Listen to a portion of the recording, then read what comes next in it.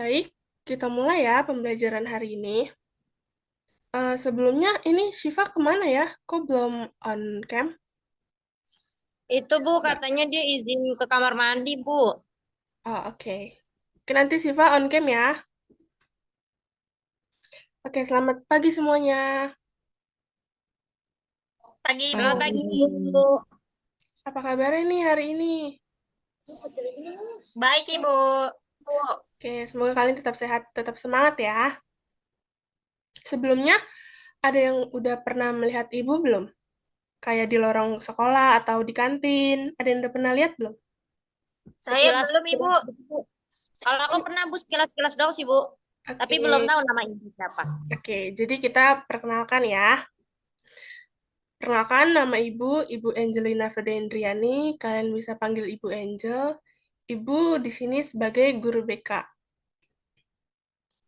Oke, jadi hari ini kita akan membahas sesuatu yang mungkin belum kalian pernah bicarakan di kelas, tapi sebenarnya sangat penting untuk kita pahami bersama. Kita akan belajar tentang self-harm atau perilaku melukai diri sendiri. Nah, Ibu tahu topik ini bisa cukup sensitif, jadi Ibu mau bilang dulu di awal, apapun yang kita bahas hari ini, termasuk kalau nanti kalian mau berbagi cerita atau bertanya, semuanya aman ya. Ibu di sini bukan untuk menilai siapa-siapa. Kalian juga tidak harus cerita apa-apa kalau kalian belum nyaman. Tapi, Ibu harap kalian bisa membuka diri untuk belajar. Ibu harap kalian memperhatikan dengan seksama, memahami materi yang akan Ibu sampaikan, dan mengikuti kegiatan dari awal sampai akhir dengan tenang dan tidak gaduh. Dan kalau nanti ada yang merasa nggak nyaman, silakan bicara ke Ibu secara pribadi, boleh setelah kelas atau kapanpun. Kalian punya hak untuk merasa aman. Oh ya, kalian boleh mencatat materi yang akan Ibu sampaikan, jadi boleh disiapin ya buku dan alat tulisnya. Oke, Ibu akan share screen dulu. Tunggu. Udah kelihatan belum? Belum, Belum. Bu. Sekarang? Belum. Gimana dong? Tunggu ya. Sekarang belum juga? Belum, Bu. Tunggu, tunggu. Ibu stop dulu.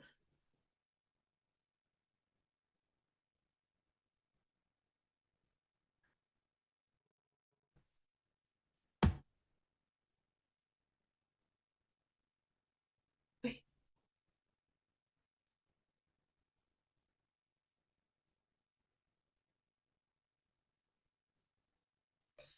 Oke, anak-anak.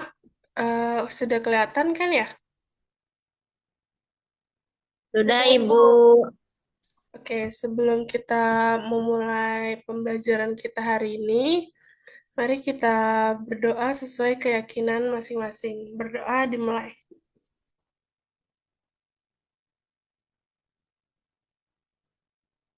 Berdoa selesai. Oke. Hmm,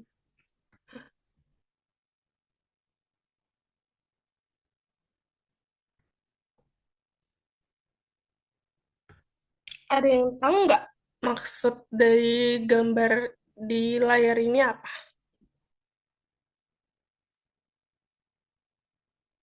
eh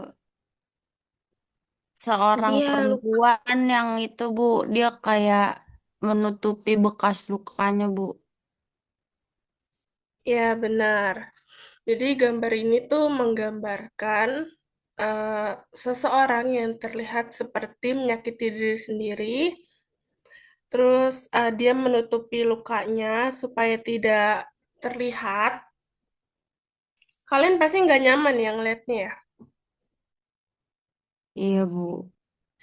Tapi justru dari situ kita paham bahwa rasa sakit itu nggak selalu kelihatan di permukaan.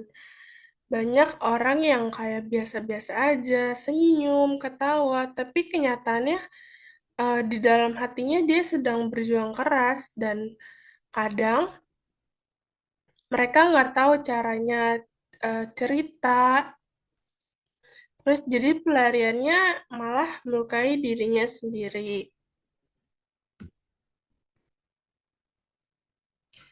Oke, sekarang kita masuk ke definisinya. Apa sih self-harm itu? Ada yang tahu?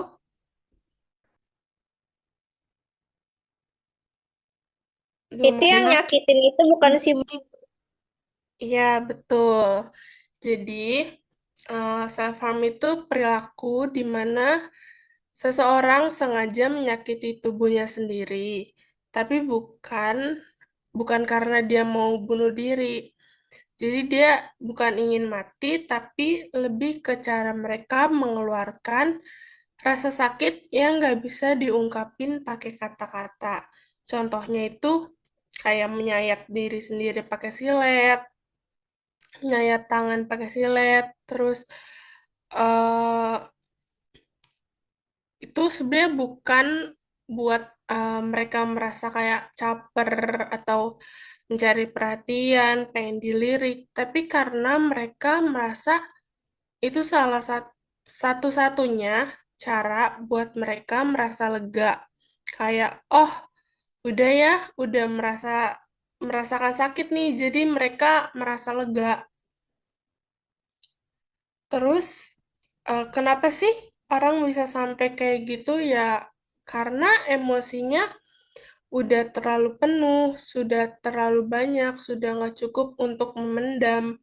Mereka bingung harus gimana, nggak tahu ke siapa harus bicara, nggak tahu harus ngelakuin apa. Dan ya, akhirnya tubuhnya sendiri yang menjadi pelampiasan. Ibu juga pernah nanya sama seseorang yang suka suka melakukan self harm. Ibu tanya, kenapa sih kamu suka melakukan ini? Sedangkan ini tuh sakit, terus perih, berdarah kan ya. Dan ya dia jawab, karena dia nggak tahu rasa sakitnya di dalam diri dia tuh ada di mana. Dia nggak tahu letaknya, rasa sakit yang dia alami itu di mana. Dia nggak lihat lukanya ada di mana. Jadi dia ngelukain dirinya sendiri atau tubuhnya biar dia tahu letaknya di mana, rasa sakit yang muncul itu di mana. Jadi ya mereka melakukan ini bukan untuk mencari perhatian, tetapi lebih ke biar mereka merasakan sakitnya tuh kayak misalkan di tangan mereka, oh gue jadi ngerasain sakit karena tangan gue luka nih, kayak gitu sih. Dan kalian tahu nggak, banyak banget dari perilaku self harm itu anak remaja ya seusia kalian ini. Ibu harap, ibu harap kalian nggak melukai diri sendiri ya. Kalian bisa temui ibu kalau memang tidak ada teman cerita. Kalian bisa cerita sama ibu. Oke, selanjutnya itu faktor penyebab self harm. Kita bahas lebih dalam ya, kenapa seseorang bisa melakukan self harm. Penyebabnya bisa macam-macam. Ada yang dari dalam diri sendiri, ada juga yang dari luar. Dari dalam diri sendiri biasanya karena dia nggak tahu cara mengekspresikan perasaannya kayak gimana. Terus dia merasa dirinya nggak berharga, merasa kesepian banget bahkan di tengah keramaian, misalkan kayak dia ada di suatu pesta, di situ orang-orang happy gitu, senyum, ketawa, tapi dia merasa kayak kok gue tetap sepi ya di tengah keramaian orang ramai gitu. Terus dia susah mengendalikan emosi, mudah marah, kecewa, sedih, kayak semuanya campur aduk gitu perasaannya. Terus kalau faktor eksternal dari luar, biasanya karena tekanan dari keluarga. Misal, disuruh selalu dapat nilai bagus, dilarang ini tuh, kayak kamu nggak boleh main HP, kamu nggak boleh main sampai jam berapa, terus kamu nggak boleh keluar kamar kalau belum belajar. Lalu pengalaman dibully atau dijauhi di sekolah. Yang selanjutnya itu lingkungan rumah yang toksik, seperti selalu ada konflik, teriak-teriak, ataupun kekerasan. Lalu nggak ada sosok yang bisa dipercaya buat dia jadiin teman bercerita. Lalu yang ketiga itu kesepian. Jangan lupa kalau kesepian itu benar-benar berpengaruh sekali, itu bukan bukan sepi karena sendirian di kamar, tapi sepi karena dia merasa kayak gak ada yang benar-benar peduli sama dia gitu, gak ada yang kayak eh, nanya sama dia gimana keadaan lu hari ini, gimana eh, perasaanmu hari ini gitu. Padahal kadang cukup dengan satu orang yang mau mendengarkan kita cerita dengan tulus, itu benar-benar sangat bisa menjadi penyelamat untuk orang tersebut. Lalu emotion focus coping. Jadi gini, ketika seseorang mengalami tekanan itu karena masalah keluarga, sekolah, teman, atau perasaan pribadi, mereka pasti akan mencari cara buat menghadapi rasa itu. Nah, salah satu jenis coping yang sering digunakan itu adalah emotion focus coping. Apa artinya?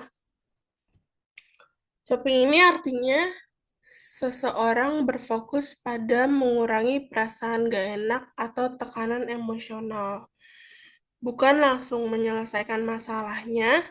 Jadi yang diredakan adalah rasanya, bukan akar masalahnya.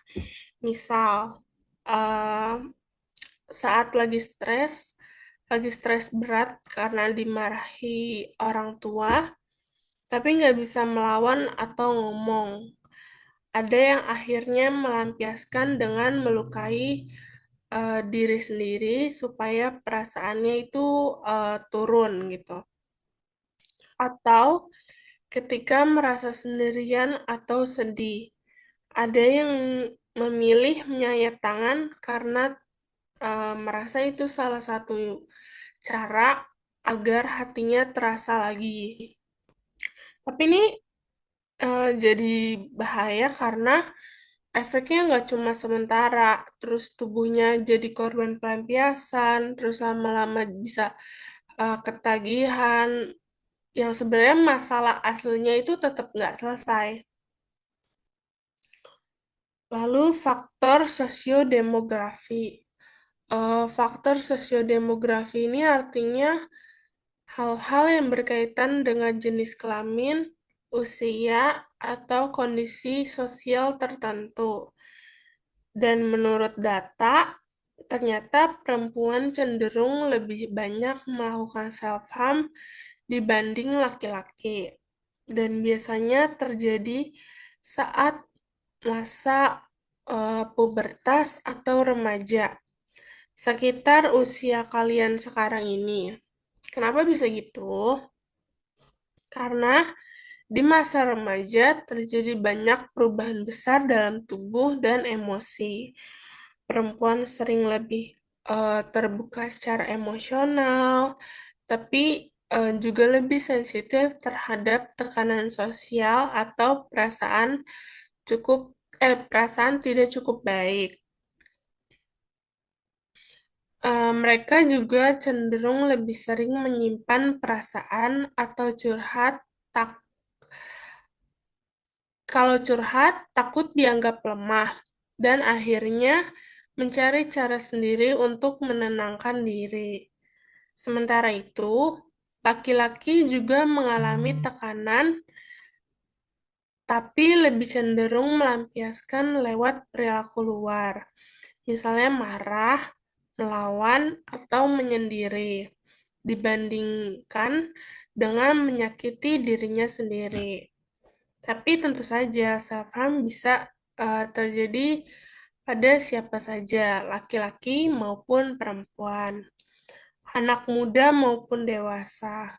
Hanya saja pada remaja karena emosinya masih labil dan belum tahu cara menyalurkan dengan sehat.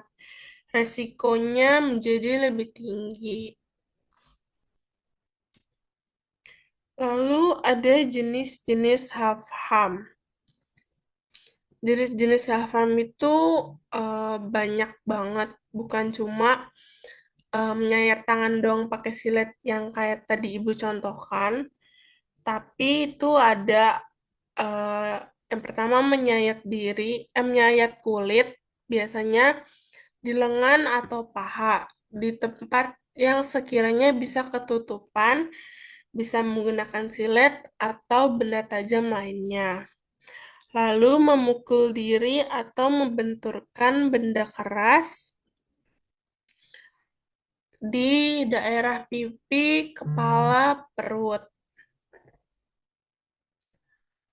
Membakar kulit dengan korek atau rokok. Lalu menarik rambut terus-menerus sampai rambutnya rontok dan akhirnya menjadi botak. Lalu memakan benda-benda asing seperti logam ataupun klip kertas. Dan biasanya itu dilakukan secara diam-diam. Mereka bisa sangat rapih menyembunyikannya. Misalnya di tangan, mereka bisa pakai baju panjang, atau di paha bisa menggunakan celana panjang. Dan kalau ditanya kenapa memakai baju dan celana panjang, mereka bisa beralasan seperti jatuh atau mereka lagi kedinginan. Makanya kita nggak bisa menilai sesuatu atau seseorang dari apa yang kelihatannya aja. Tapi kita benar-benar harus lihat secara mendalam, mengenal, dan memahaminya.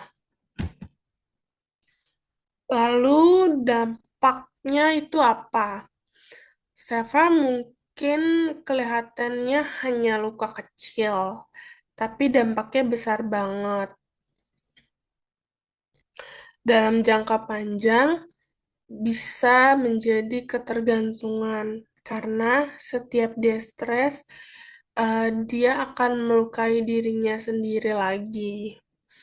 Lalu bisa berujung pada depresi berat dan keinginan bunuh diri.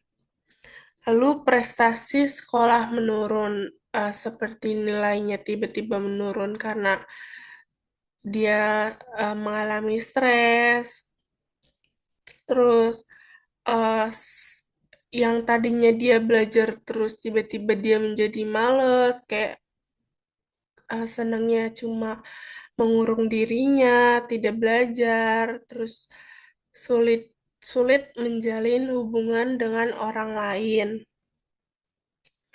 Dan yang paling menyedihkannya adalah keluarga bisa sangat terpukul, sehingga eh, mereka bisa merasakan kayak mereka gagal, mereka bingung, bahkan ada orang tua atau saudara kandung yang ikut depresi.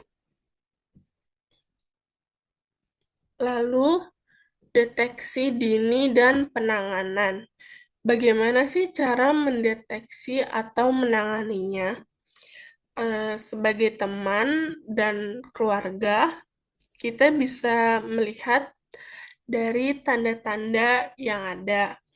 Misalnya, dia tiba-tiba menjauh dari pergaulan, sering tampak cemas, murung, dan gampang marah. Pakaian tertutup walaupun sedang dalam keadaan cuaca yang panas. Ada luka yang aneh dan selalu bilang nggak sengaja. Kalau kalian melihat tanda-tanda ini, bukan tugas kalian untuk mendiagnosis atau menyelesaikan, tapi cukup hadir dan mendengarkan.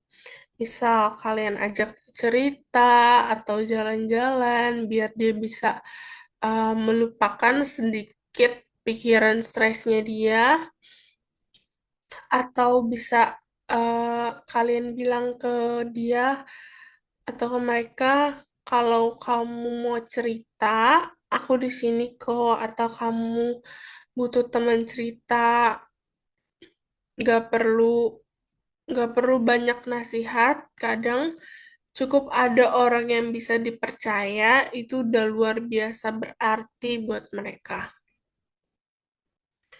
Lalu penanganan dan dukungan.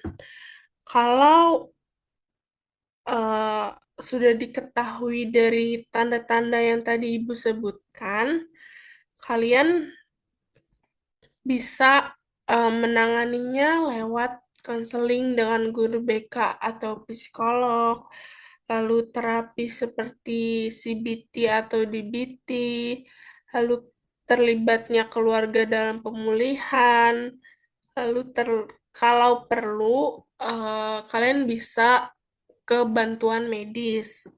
Tapi semua itu bisa jalan kalau si anak merasa diterima atau aman.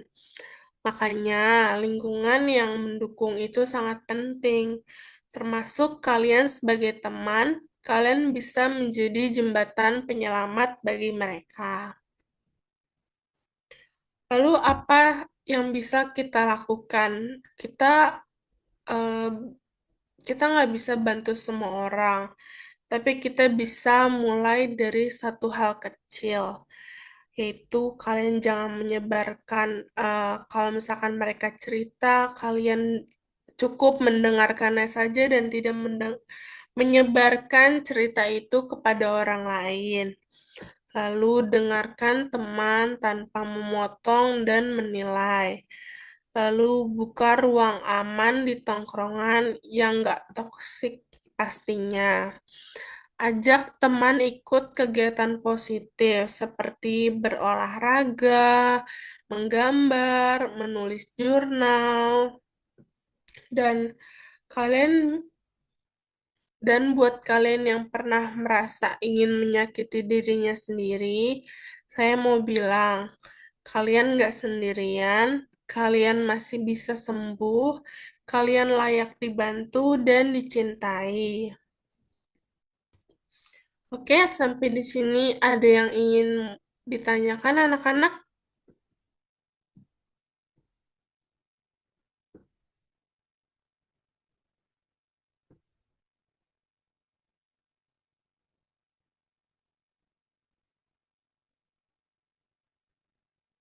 Ada yang mau bertanya nggak nih?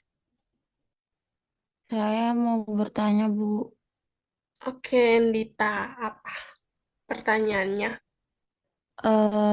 Kalau misalnya orang yang sering self harm, itu artinya dia udah pasti depresi atau enggak, Bu? Oke, sebenarnya tidak selalu, tapi seringkali orang yang melakukan self-harm memang sedang mengalami tekanan psikologis berat seperti depresi, trauma, atau stres yang sangat ekstrim. Karena itu, lebih baik diperiksa atau dikonseling untuk tahu apa yang sebenarnya sedang terjadi. Gimana, Indita? Sudah mengerti atau belum? Sudah, Bu. Oke, ada lagi yang mau bertanya? Saya mau Ibu. Saya, Bu. Oke, siapa dulu nih? Saya Bu saya. Oke, Lutfia ya. Ya Bu. Kan tadi kata Ibu, self harm itu kan gak berniat untuk bunuh diri, tapi kenapa masih tetap berbahaya? Benar, self-harm itu biasanya tidak dimaksudkan untuk bunuh diri, tetapi berbahaya karena bisa merusak tubuh. Karena kan tubuh kalian cantik banget ya, diciptakan Tuhan dan jangan kalian rusak dan itu bisa menjadi kebiasaan yang sulit dihentikan dan bisa berkembang menjadi pikiran untuk bunuh diri di kemudian hari. Jadi meskipun niatnya bukan untuk mengakhiri hidup, itu tetap sinyal berbahaya yang perlu ditangani. Itu Lutfia. Oke, tadi yang mau bertanya lagi siapa? Saya, Bu. Oke, Latifah. Bu, kan di tempat saya sini saya punya teman ya, Bu. Nah, dia ini sering kayak self harm gitu, Bu, nyakitin diri pakai silet gitu kan, Bu. Tapi dia nggak mau cerita, Bu. Terus saya harus gimana, Bu? Oke, kamu sebenarnya bisa tetap berada di sampingnya, bilang bahwa kamu siap mendengarkan kalau dia mau bercerita. Yang pertama, jangan dipaksa. Yang kedua itu jangan menyebarkan bila dia sudah ingin bercerita dengan kamu. Tapi jika kamu khawatir, kamu bisa cerita ke guru BK secara pribadi. Itu bukan termaksud termasuk mengadu, tapi bentuk kepedulian kita kepada teman atau sahabat kita.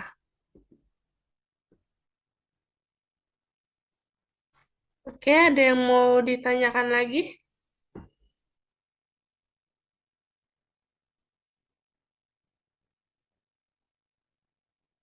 Nggak ada ya? Ibu lanjut. Oke, kalian bisa melihat kalimat di layar.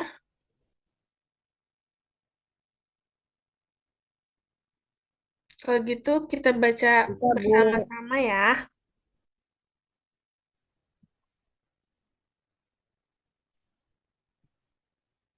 Ayo on mic semuanya.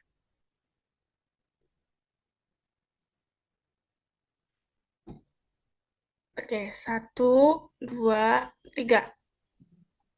Kita Kita semua semua Pernah pernah Pernah merasa merasa sedih, sedih, sedih, kecewa ataupun kecewa ataupun sendirian. sendirian, Tetapi kita tetapi bisa kita bisa menjaga bagian agar menjaga dari bisa menjadi orang-orang yang bagian dari membuat dunia orang-orang yang membuat lebih dunia ringan lebih untuk yang orang menjadi orang lain. lain. untuk orang lain.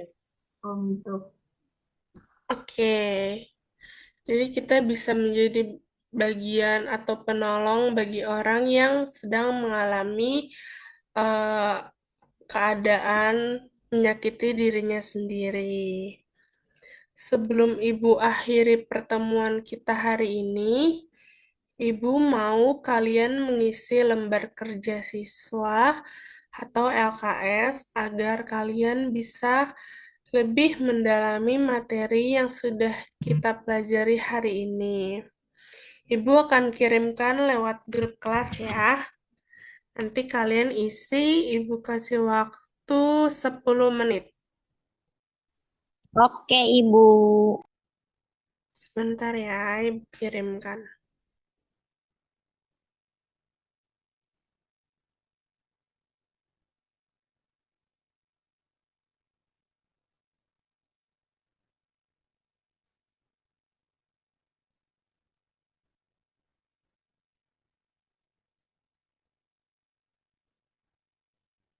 Sudah Ibu kirimkan ya? Boleh diisi.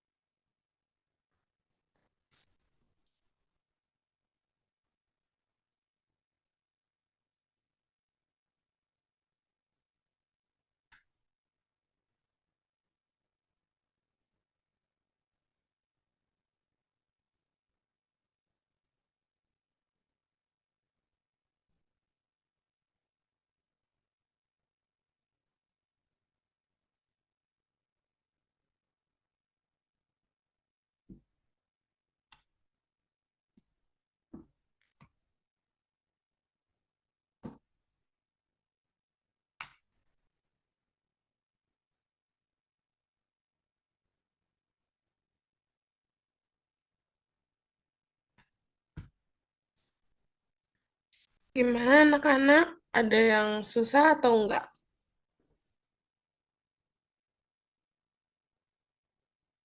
Kalau ada yang soal membingungkan, kalian bisa tanyakan ke ibu ya.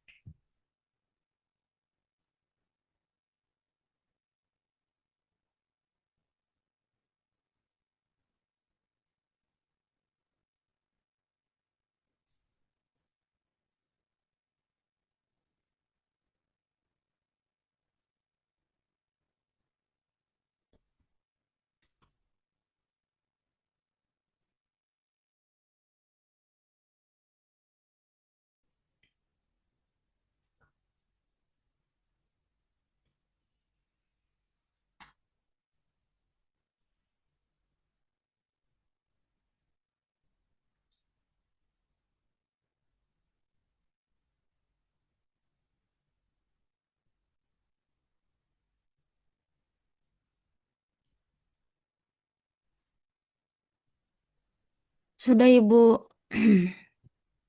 Baik, Anita, kita tunggu teman-teman yang lain ya. Aku sudah, Bu. Baik, Dinda.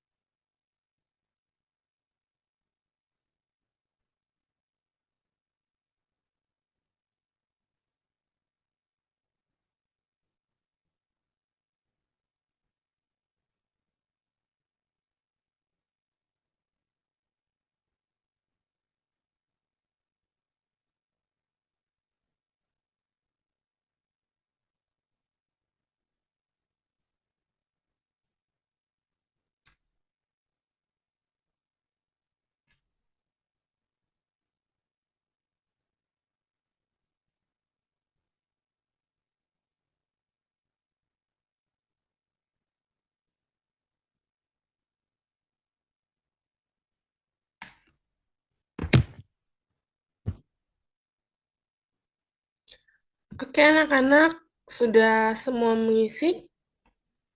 Sudah, Ibu. Sudah, Ibu.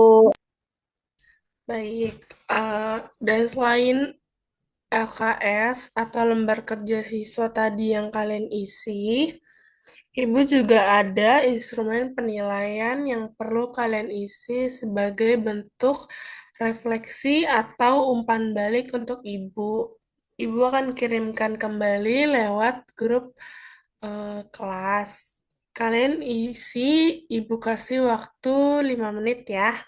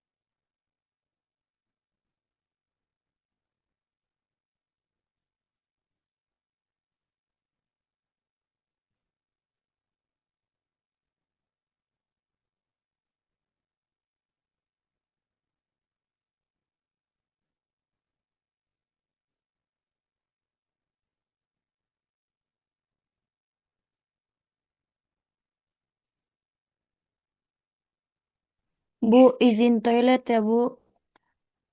Baik, Endita.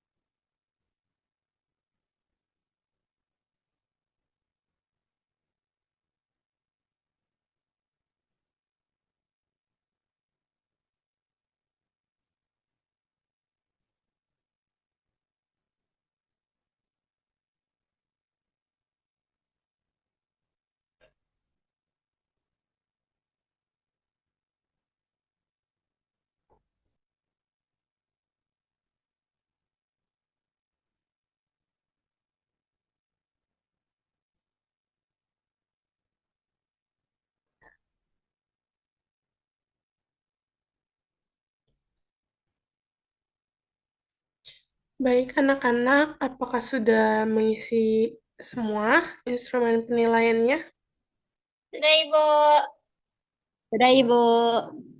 Oke, eh, sebelum kita mengakhiri kegiatan kita atau pembelajaran kita pada hari ini, mari kita berdoa untuk mengakhiri kegiatannya. Berdoa dimulai.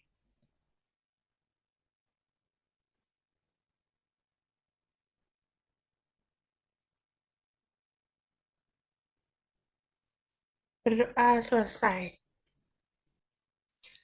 Baik, sampai di sini pertemuan kita. Terima kasih banyak atas partisipasi aktif dan perhatian kalian terhadap materi pada hari ini.